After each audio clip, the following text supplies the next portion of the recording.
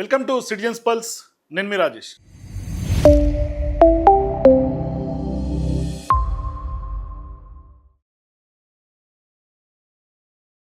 తెలంగాణలో ప్రస్తుతం కుల సమీకరణాలు, కుల లెక్కలు ప్రభుత్వం తెర మీద తీసుకొచ్చిన తర్వాత ఇవాళ మాదిగలు అత్యధికంగా 10% మంది ఉన్నారు అని అధికారిక లెక్కలు చెప్పిన తర్వాత ఇవాళ మాదిగలందరూ ఒక తాటి మీదకి వస్తున్నటువంటి సందర్భం కనిపిస్తుంది. మరోవైపు రేవంత్ రెడ్డి ప్రభుత్వం కూడా కూలిపోబోతుంది, కుట్రలు జరుగుతున్నాయని ఆయన ఎప్పుడైతే అంబేద్కర్ జయంతి సందర్భంగా మాట్లాడినటువంటి వ్యాఖ్యలు తీవ్రమైనటువంటి కలకలం రేపుతోంది.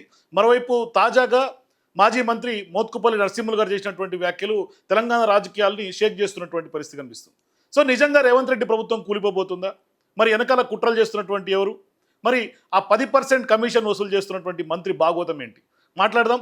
చాలా సీరియస్ అలిగేషన్స్ చేశారు మోత్కుపల్లి నరసింహులు గారు.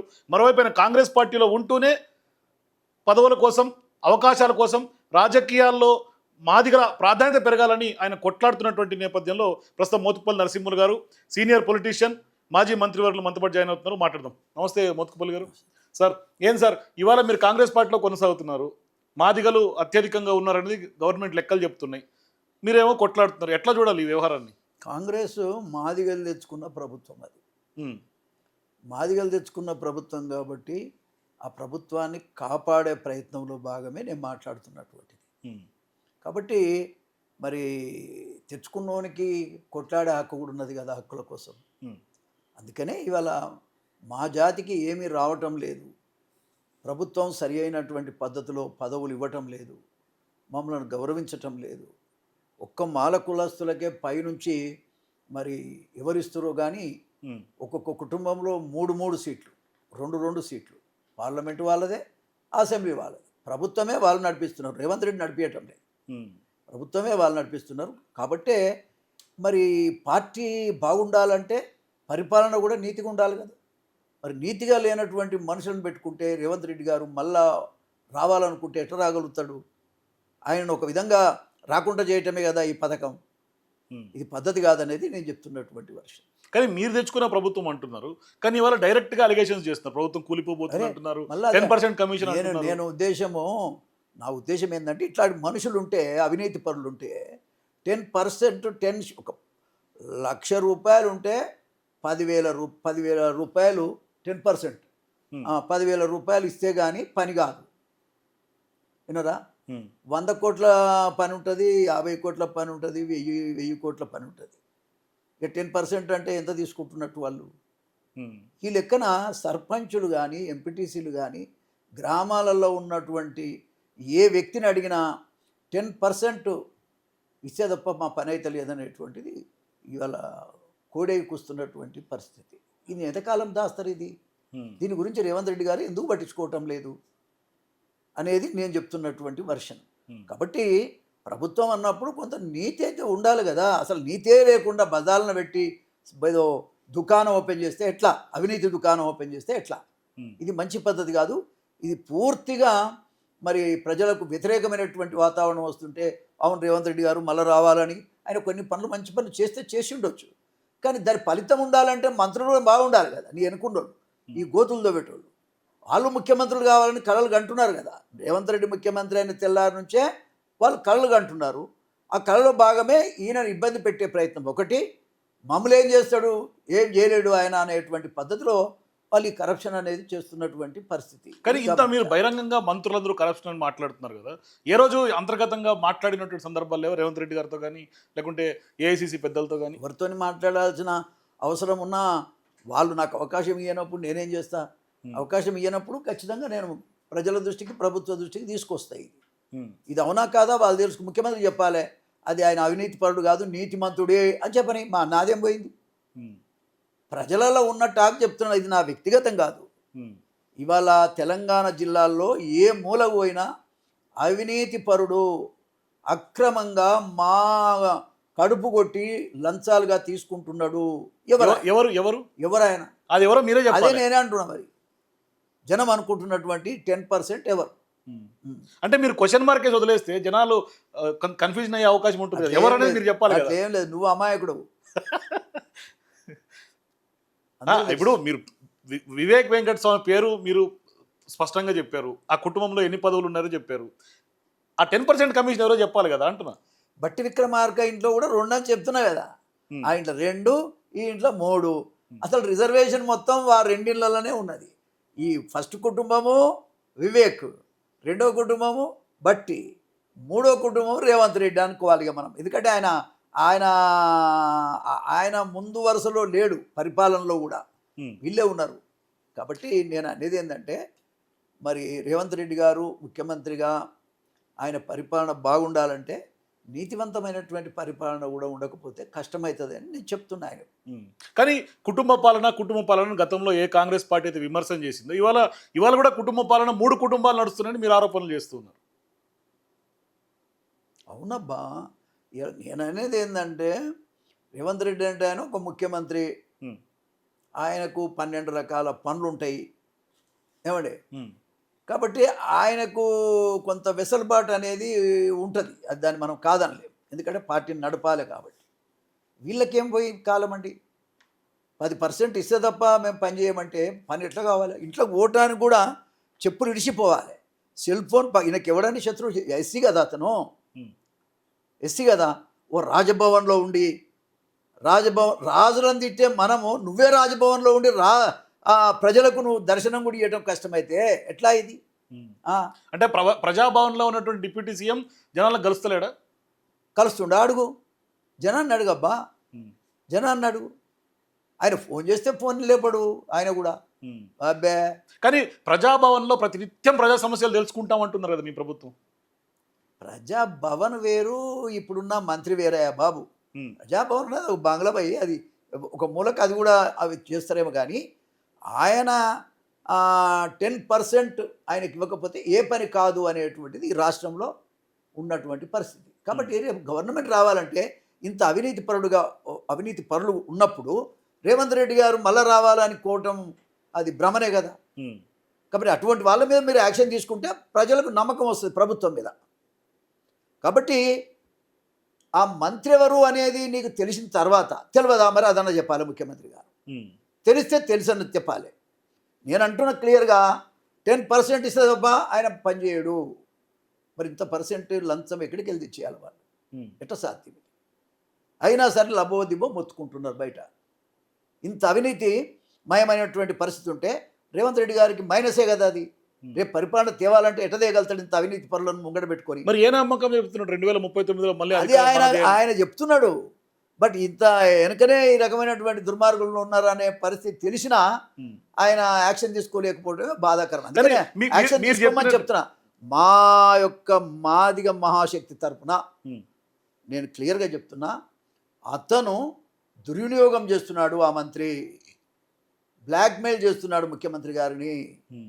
మా మాదిగల సమస్య కూడా మీటింగ్ పెట్టమని 1కి 4 సార్లు నేను చెప్పినా ఆయన మీటింగ్ పెట్టకపోవడానికి కారణం ఏంటంటే, విషయం ఏమిటంటే మాదిగోళ్ళ మీటింగ్ పెడితే మళ్ళీ మాలోళ్ళ మీటింగ్ పెట్టాల్సి వస్తుంది. అసలు ఆ విషయమే మాట్లాడొద్దని బట్టి గారు చెప్తున్నట్టుగా బయట మాట్లాడుకుంటున్న విషయం ఇన్ఫర్మేషన్. కాబట్టి నేనేమంటా అంటాడు, దళితులై ఉండి కనీసం మాదిగ కులానికి అన్యాయం జరుగుతుందని ఒక్క మాట కూడా మాట్లాడకపోతే అతను మనిషా అండి? డిప్యూటీ సీఎం స్థాయిలో ఉన్న వ్యక్తి అతను మనిషా? నాటువంటి అయితే ఇరు వర్గాలకు న్యాయం చేయమని ఫైట్ చేసేవాడు. నేను చుండూరులో మాల కులస్తులు, గుంటూరులో ఉన్నటువంటి చుండూరులో మాల కులస్తులు 20 మందిని ఊచకోత కోసి రెడ్లు గొనె సంచిలో కట్టి కాలువలో పడిస్తే ఆనాడు ఎమ్మెల్యేగా నేను 7 రోజులు ఆమరణ నిరాహార దీక్ష హౌస్లో ప్రకటించాను. నేను జనార్దన్ రెడ్డి చీఫ్ మినిస్టర్ మాట చెప్తున్నా. నేను ఈ రాష్ట్రమంతా పర్యటించా, పెద్ద ఉద్యమం చేశా. నా ఆరోగ్యం అంతా పాడైంది. చివరికి నా బిడ్డ పుట్టినరోజు కూడా ఇక్కడికి రాకుండా ఆ ఉద్యమంలోనే ఉన్నాను నేను ఆంధ్రలో. బ్రదర్, ఇవాళ దళితులు అనేది పక్కన పెట్టి కులపారిగా మాట్లాడడం సిగ్గనిపించట్లే? సిగ్గనిపిస్తలే ఇలా? అది కూడా పేద మాలోని కూడా చూడడం లే వాళ్ళు. వాళ్ళ కుటుంబం వివేక్ కానీ బట్టి కానీ వాళ్ళ 2 కుటుంబాలే తప్ప మిగతా మాల వాళ్ళు పేదలు లేరా? మీరు 2 కుటుంబాలు బలిసిన కుటుంబాలు, వేల కోట్ల రూపాయలు అధర్మంగా సంపాదించినటువంటి కుటుంబం ఇది.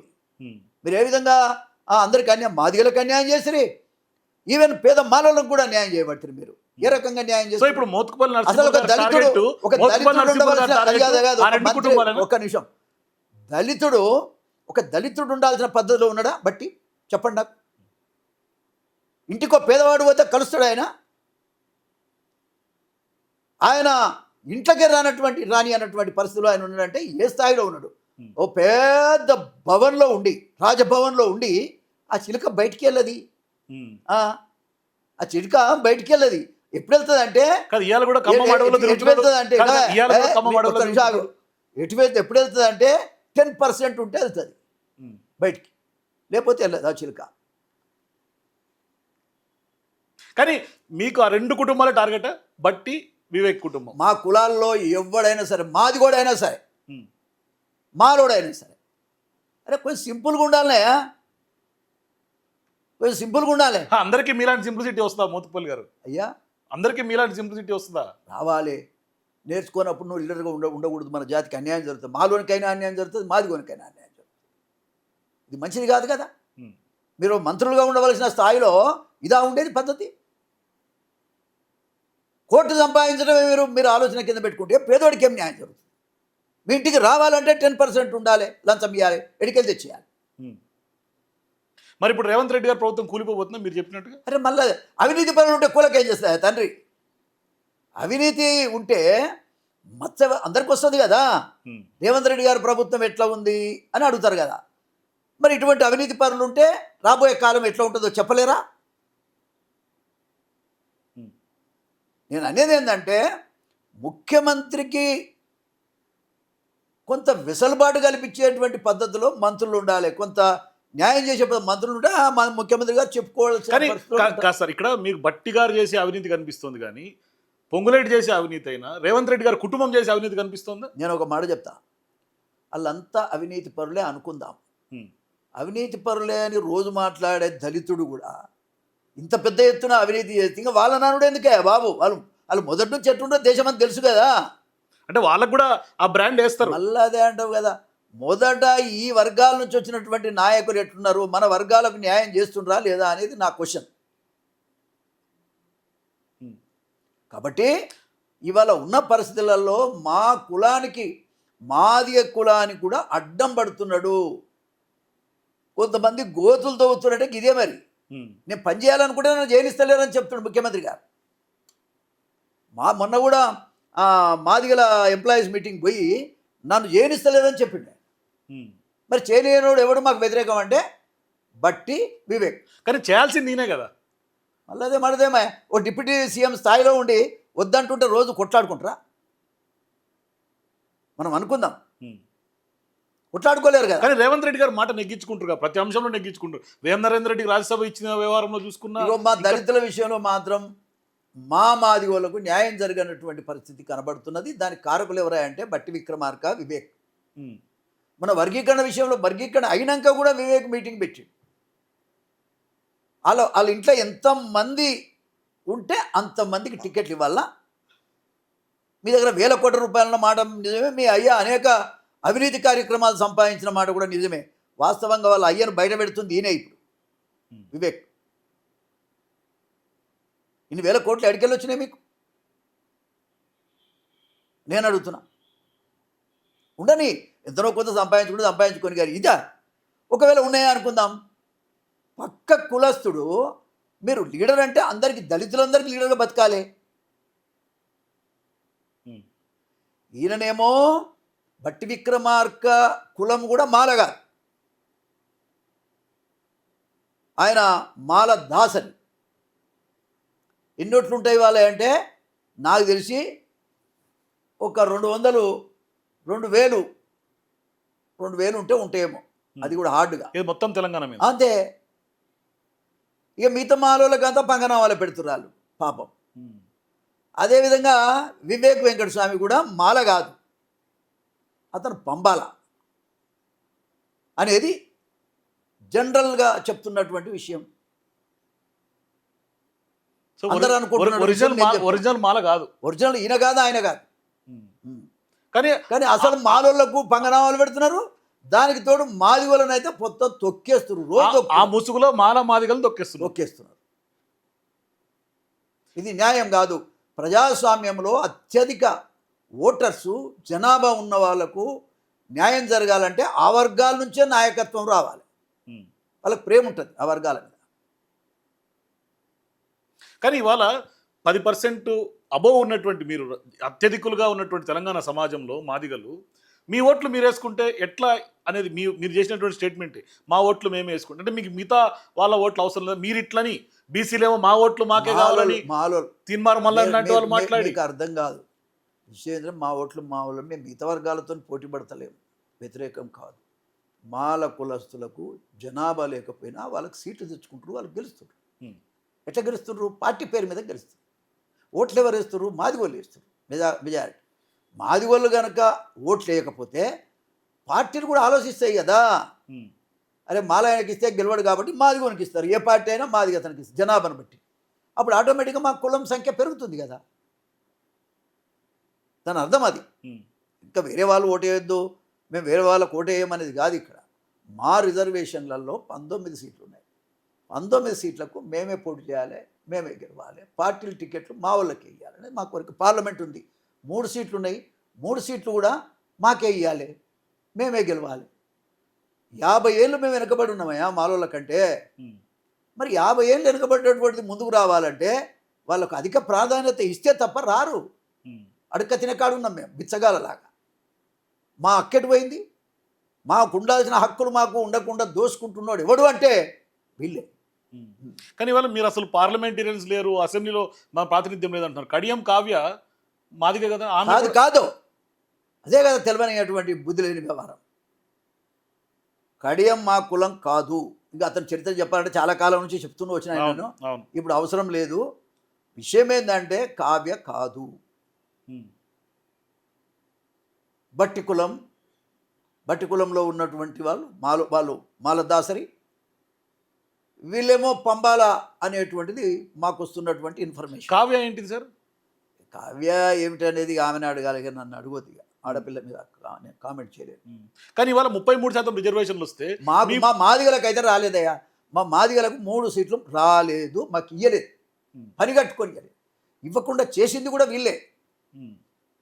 కానీ ఇవాళ రేవంత్ రెడ్డి ప్రభుత్వంని మీరు ఒకప్పుడు పొగిడి, రేవంత్ రెడ్డి ప్రభుత్వం అద్భుతం అన్న మోతుపల్లి నరసింహులు ఇవాళ ఇష్యూ మీద మొత్తం అవినీతిపరుడు తమ్య రాజేష్, మీరు ఎట్లా మాట్లాడతారంటే, మీరు ఒక యాంకర్ అయి ఉండి, ఓ విలేకరు అయి ఉండి, ఒక ఇప్పుడు మన వర్గీకరణ జరిగింది, ఆ ఇష్యూ మీద పొగుడుతామరే మంచి పని చేసినవా అంట. అంత మాత్రాన అన్ని పనులు ఏ పని చేయకపోయినా ఊకోవాలా? మాకు సీటు రాలేదా అనుకో భగవంతుడా అని మొత్తుకుంటుంటే మీరు ఇట్లా మాట్లాడితే ఎట్లా? నువ్వు ఒక తెలివి కల్లా యాంకర్వి లేదంటే జర్నలిస్ట్వి, నువ్వు చెప్పు మాకు మాదిగోళ్ళకి వచ్చినాయా? రాలేదంటున్నారు, మీ పోరాటం చేస్తున్నారు. మళ్ళా అంటున్నా అంటాడేమా బుద్ధిలే, నాకు కోపం వస్తుంది చెప్తున్నా. నువ్వు అట్లా మాట్లాడితే ఎట్లా బిడ్డ?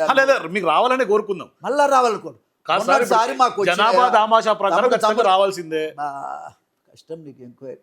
ఇప్పుడు బిడ్డ నేను ఏమంటున్నా, మొన్న పార్లమెంట్లో మాకు వచ్చినాయా? రాలేదు, గంతే. మరి రాలేదని మాదిగ పేరుతో కావ్య తీసుకుంది కదా, ఆ కోటలో తీసుకుంది కదా. మా కులం కాదు దొరా, మా కులం కాదు, ఆమెకు మాకు సంబంధం లేదు. కానీ పార్టీ ఆమెను గుర్తించి ఇచ్చింది. మన పార్టీ ఆమెను గుర్తించి నేను తిడుతున్నాను. నేను ఇప్పుడు నీకు బుద్ధి లేక ఇట్లాంటి పనులు చేసుకుంటున్నాను. అది ఆనాడు తిట్టాలి కదా, ఈ రోజు తిడుతున్నాను, నీకు తెలియదేమో. ఎప్పుడు నువ్వు యాంకర్గా చెప్పు నాకు. పార్లమెంటు ఎన్నికలప్పుడు కూడా ధర్నా చేశారు, పెద్ద ధర్నా చేశారు, ఒకరోజు హంగర్ స్ట్రైక్ చేశారు. తెలుసు మరి కాదు, నేనేమంటున్నా అంటే ఇవాళ మోత్కుపల్లి నరసింహులు కూడా ప్రభుత్వాన్ని రేవంత్ రెడ్డిను బ్లాక్మెయిల్ చేస్తున్నారా రాజకీయ పదవుల కోసం? మళ్ళీ అదే మాట్లాడతా. ఇక మళ్ళీ నాకు కోపం వస్తుంది. మీరు చాలా పెద్ద పెద్ద మాటలు మాట్లాడుతున్నారు. నా జీవితంలో అట్లాంటి జీవితం కాదు నాది. నాది త్యాగపూరితమైనటువంటి జీవితం. నాకు మాలైనా ఒకటే, మాది అయినా ఒకటే, సింధ్ అయినా ఒకటే, డక్కలైనా ఒకటే, ఈ కులాలన్నింటిని రక్షించడానికి నేను పుట్టిన నా జీవితం అది. కానీ కొంతమంది కావాలని పనిగట్టుకొని ఈ కులానికి అసలే ఎగిరాకుండా చేస్తే, ఆ కులంలో పుట్టినటువంటి నేను కనీసం వాళ్ళకి రక్షణగా కూడా నేను ఉండకపోతే ఇంకా నా బతికేందుకే? నేను 6 సార్లు గెలిచా తమ్ముడు, సీనియర్ పొలిటీషియన్, అందుకే అంటున్నా. మరి మాజీ మంత్రి అవన్నీ కాదు, అవన్నీ కాదు. మంత్రులు ఎవడన్నా పని చేయొచ్చు, ఎమ్మెల్యే ఎవడన్నా గెలవచ్చు, గెలవకపోవచ్చు కాక, నీతి నిజాయితీ కూడా ఉంది దీంట్లో. నీతి రాజకీయాల్లో నీతి నిజాయితీగా కూడా రాజకీయాల్లో బతకగలిగిన నేను, ఇండిపెండెంట్గా గెలవగలిగిన నేను.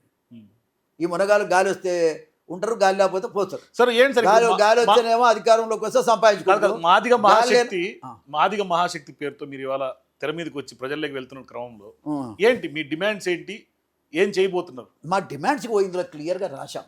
ఉమ్, మా డిమాండ్స్ ఇదేమి, మా డిమాండ్స్ ఎన్ని రాసాం? ఇవి 9 ఉమ్, 9 డిమాండ్స్. దీంట్లో ఏమున్నాయి ఒకసారి చూద్దాం. జనాభా దామాషా ప్రకారంగా మాకు లోకసభ కానీ, రాజ్యసభ కానీ, లేదంటే మాకు అసెంబ్లీ కానీ, కౌన్సిల్లో కానీ మనకు టికెట్లు ఇవ్వాలి. అదేవిధంగా మాదిగ స్త్రీలకు సంబంధించి చట్టసభల్లో కూడా వాళ్ళకు సరి అయినటువంటి న్యాయం చేయాలి. అదేవిధంగా మూడోది ఏంది, వర్గీకరణ సాధన కొరకు అమరులైన కుటుంబాలు మళ్ళా మాడి చచ్చిపోయారు, బొగ్గైపోయారు, ఉమ్, మా జాతి కోసమే చచ్చారు, వర్గీకరణ కోసమే చచ్చారు. మరి ఆనాడు చచ్చినప్పుడు నేనే ఉన్నా, మరి ఈ కళ్ళతోనే చూశాను నేను. వర్గీకరణ రేవంత్ రెడ్డి గారు చేసిండ్రు కదా, అదే హృదయంతో వీళ్ళకు కూడా 1 కోటి రూపాయలు ఇచ్చి కొంత ఆర్థిక సహాయం చేసి వాళ్ళకు ఉద్యోగం కల్పించమని కోరుతున్నాం. వాళ్ళ సాగు బతుకుల మధ్యలో ఉన్న తల్లిదండ్రులు రోజు ఉస్మానియా హాస్పిటల్ పోతున్నారు, వస్తున్నారు. వాళ్ళు ఎప్పుడు పుట్టుకోమంటారో తెలియని పరిస్థితుల్లో వాళ్ళు ఉన్నారు. మరి వాళ్ళకు కొంత న్యాయం చేయాలి కదా. నేను ఒక లీడర్గా నేను అడగాల్సిన ధర్మం నా మీద ఉంది కదా. మరి ఇంకెవరి కోసం పనిచేయాలి నేను? ఎవరైతే ఈ వర్గాల కోసం బతికి చచ్చిపోయారో వాళ్ళే కదా మా దేవుళ్ళు, వాళ్ళే మా దేవుళ్ళు. వాళ్ళు కానీ పోరాటాలు గుర్తించుకోవాలి. మా జాతికి దేవుళ్ళు ఎవరై అంటే ఆ అమరులైనటువంటి వాళ్ళ వల్లనే ఆ ఉద్యమం బతికింది. ఎన్ని కుటుంబాలు ఉన్నారు సార్? అటువంటి కుటుంబాలు 4. ఇంకోటి ఆదిలాబాద్లో ఒకడు కాలు చచ్చిపోయాడు, మొత్తం 5. కానీ ఈ 5 కుటుంబాలు మాడి మసాయి చచ్చిపోయారు కదా, కులం కోసమే చచ్చారు కదా. వర్గీకరణ ఎప్పుడైతే అయిందో వెంటనే వాళ్ళకు కూడా న్యాయం జరగాలి కదా. కాబట్టి అడగాల్సిన ధర్మం మా మీద ఉంది కాబట్టి నేను అడుగుతున్నా. వాళ్ళు ఇప్పటికైనా రేవంత్ రెడ్డి గారు మానవతా దృక్పథంతో వాళ్ళకి మనిషికో 1 కోటి రూపాయలు ఇవ్వండి. ఉద్యోగం వాళ్ళ చదువును బట్టి ఏ ఉద్యోగం ఇచ్చినా పర్వాలేదు. ఎన్ఎంఆర్గా పెట్టుకుంటాం, లేకపోతే అదేది అవుట్ సోర్సింగ్ కింద పెట్టుకుంటాం. అది న్యాయం కాదు, అది అవమానపరుస్తున్నట్లు లెక్క. మాదిగ జాతిని అవమానపరుస్తు. మొన్న ఎవరో చెప్పారు అదేంది అవుట్ సోర్సింగ్ కింద పెట్టుకుంటాం అనేటువంటి పద్ధతి. రెండోది మరి వాళ్ళకు 1 కోటి రూపాయలు ఇవ్వాలి, మరి అదేవిధంగా ఆర్థిక సాయం చేయాలి. రెండోది ఉద్యోగం ఇవ్వాలి. ఓకే, ఇది మాదిగ అమరవీరుల స్తూపం ఒకటి ఏర్పాటు. మాకు 10 ఎకర్స్ ల్యాండ్ ఇస్తే ఇప్పుడు అన్ని కులాలు తీసుకున్నారు తమ్ముడు. ఎందుకు మీకు మాదిగల భవన్ లేదు? ఒక్క నిమిషం, అదే కదా తమ్మి మా బాధ అదే. ఇప్పుడు రెడ్లు తీసుకున్నారు సిగ్గు లేకుండా, ఏమయ్యా, కమ్మలు తీసుకున్నారు, వెలుమలు తీసుకున్నారు. అన్నీ ఉన్న కుటుంబాలు అయి ఉండి ప్రభుత్వ భూమిని వాళ్ళు తీసుకొని వాళ్ళు భవన్లు కట్టుకున్నారు. హాయిగా బంజారాలకు కూడా ఉంది, అందరూ తీసుకున్నారు. మరి మాకెందుకు? మాదిగలు ఇంత పెద్ద కుటుంబం, ఇంత పెద్ద జనాభా అయిన మాకు ఒక 10 ఎకరాలు ఇస్తే ఎక్కడో ఒక మాదిగ భవన్ కట్టుకొని మా సంస్కృతిని కూడా చెప్పుకునేటువంటి మా ప్రజలు మరి వాళ్ళకు అవకాశం ఇవ్వాలి కదా. మీరు అక్కడే మేము స్తూపం కట్టుకుంటాం కదా అనేటువంటిది ఒక ఆలోచన. అదేవిధంగా మాదిగ ఉద్యోగస్తులకు ఉద్యోగ భద్రత లేదు. మా వాళ్ళ మీద ఏసీబీ కేసులు, కోట్ల రూపాయలు సంపాదించుకున్న విధవలనేమో వదిలిపెడుతున్నారు. లంచాలు తీసుకుంటే మా వాళ్ళ మీదనేమో మాది కూడా అంటే చాలు ఏసీబీ వాళ్ళు కేసు పెట్టాలి. వాడిని లంచాలు ఎవరు తీసుకున్న కేసులు పెట్టాల్సిందే కదా. మీరే అందరికి అవినీతి వ్యతిరేకంగా పోరాటం చేయాలని. నువ్వు అడిగే క్వశ్చన్లో ఒక విషయం నేను చెప్తున్నా. మరి మాది కూడా చేస్తున్నా, అందరూ చేయాల్సి, అందరి మీద చేయాలి కదా అంటారు. నేను మరి చేయట్లే కదా. ఇక్కడ పార్షాలిటీ కనబడుతుంది కదా. ఆ పార్షల్ ఉండకూడదు. అది నేను అనేది కూడా అదే. ఎస్సీ కానీ బీసీ కానీ అవినీతి చేస్తే చేయాలి, కానీ ఒక్క మాది వాళ్ళ మీదనే చేయటం ఎంతవరకు న్యాయం? అదేవిధంగా మాదిగా నిరుద్యోగులు అసలు దిక్కు లేని పరిస్థితుల్లో నా యువత ఇవాళ కొట్టుమిట్టాడుతూ ఉన్నారు. ఇది చాలా బాధాకరమైన విషయం.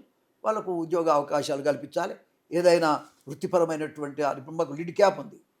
లిడ్ క్యాప్ భూములు ఏమాట కామాటే అన్ని ప్రభుత్వాలు కూడా భూములను కొన్నాయి. ఒక్కొక్క జిల్లాలో 100 ఎకరాలు ఉన్నాయి. ఈ హైదరాబాద్లో కూడా 100 ఎకరాల భూమి ఉంది. మరి అది డెవలప్ చేస్తే చాలామంది మా కుల వృత్తి పనులు అందరు బతారు అక్కడ. అర్థమైందా?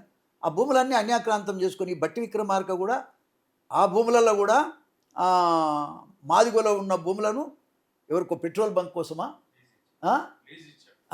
లీజ్ కీని ఇచ్చిండు అటు చూడు. అది కూడా డిప్యూటీ సీఎం పని ఏంటంటే వాళ్ళ కులస్తులకి మాదిగ భూములను అలాట్ చేయటం, మాదిగల భూములను, లిడ్ క్యాప్ భూములు.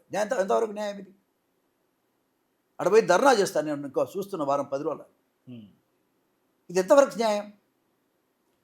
అదేవిధంగా అన్ని కోర్టుల్లో ఏజీపీ, జీపీ, పీపీ నియామకాల్లో కూడా రిజర్వేషన్ ఉండాలి అనేటువంటిది ఈ డిమాండ్, 9 డిమాండ్లతోటి నేను ముఖ్యమంత్రి గారికి చెప్పాను, చెప్తున్నాను. ఇవి సాల్వ్ చేయమని మేము కోరుతున్నాం. సాల్వ్ చేయకపోతే అధిక జనాభా కలిగినటువంటి మాదిగలకు కోసం పుట్టిన ఈ మాదిగ మహాశక్తి మాత్రం చూస్తూ ఉండదు. రాజ్యాధికారమే మా ధ్యేయం.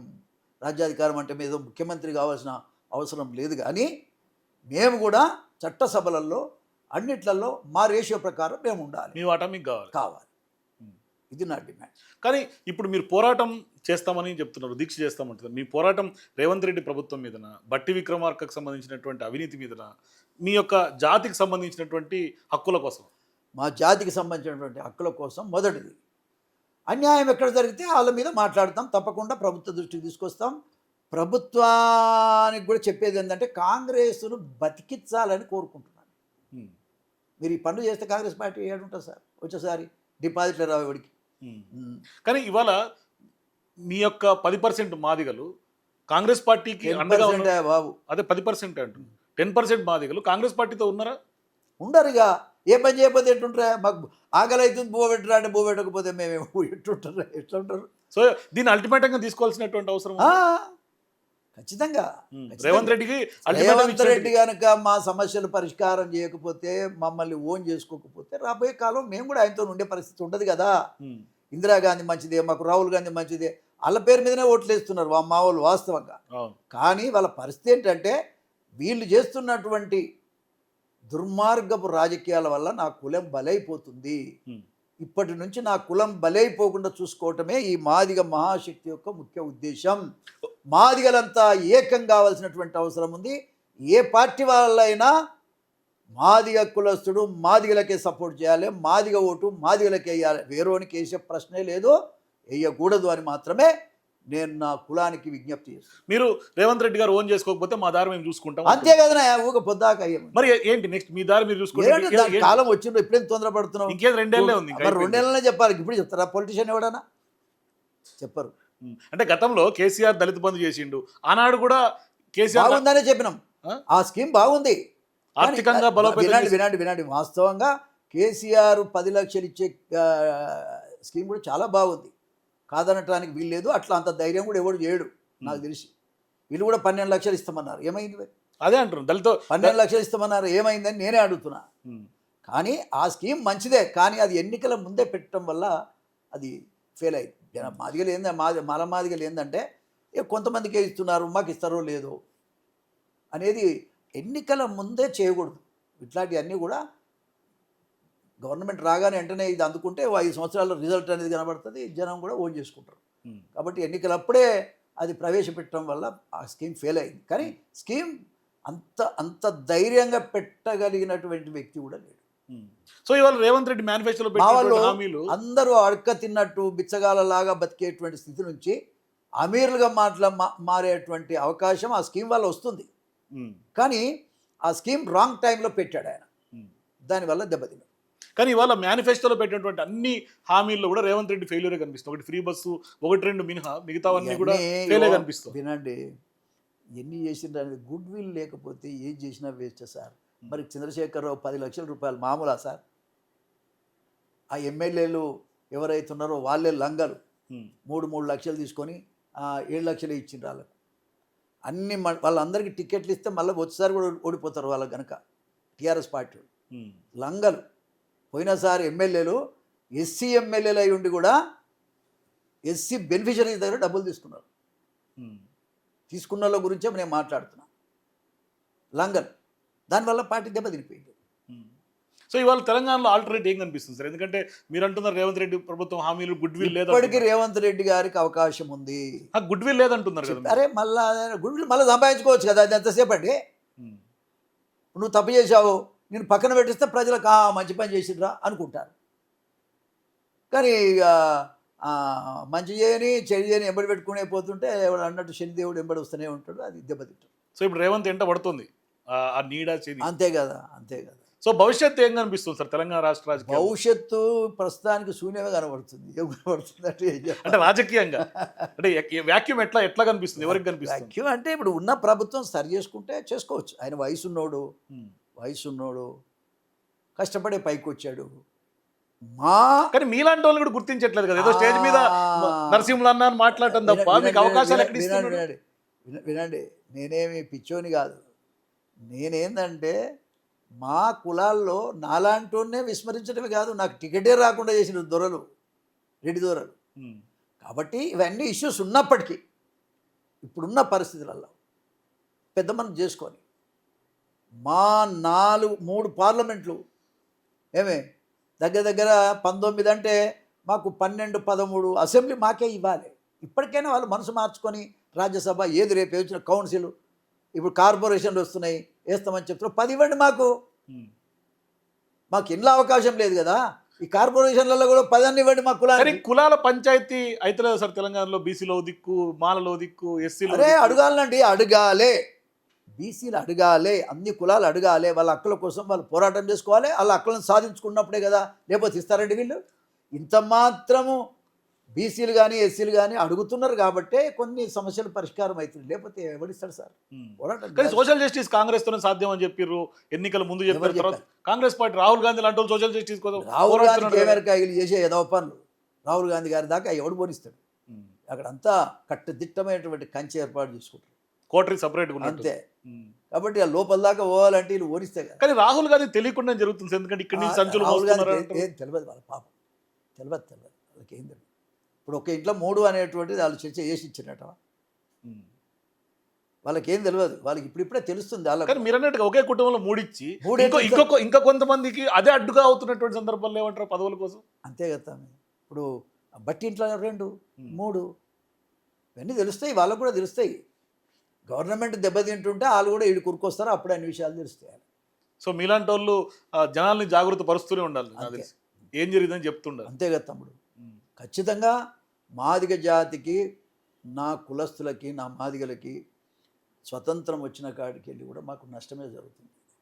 అప్పుడు మాలకు సంబంధించినటువంటి వెంకటస్వామి రాజకీయం చేసిండు, దాంట్లో మా కులస్తులను తొక్కేసిండు ఆయన, పూర్తిగా తొక్కేసి. అదే రకంగా మరి ఎన్టీ రామారావు వచ్చినాక మెరుగైన పద్ధతి వచ్చింది. మా కులస్తులకి మాలతో సమానంగా టికెట్లు ఇచ్చిండు, చదువుకున్న వాళ్ళకి ఇచ్చిండు. మళ్ళీ అది పైసా ఖర్చు లేకుండా. ఇప్పుడు నాలాంటి వాడు ఉన్నా రేపు పైస ఉందా, కానీ చదువుకున్నాననేటువంటి దాని మీద నా యొక్క ఆలోచన విధానాన్ని అర్థం చేసుకుని ఆయన నాకు టికెట్ ఇచ్చాడు ఆ కాలంలో. కాబట్టి అప్పుడు న్యాయం జరిగింది. అరుంధతీయులకే పెద్దపీట అన్నాడు ఆయన.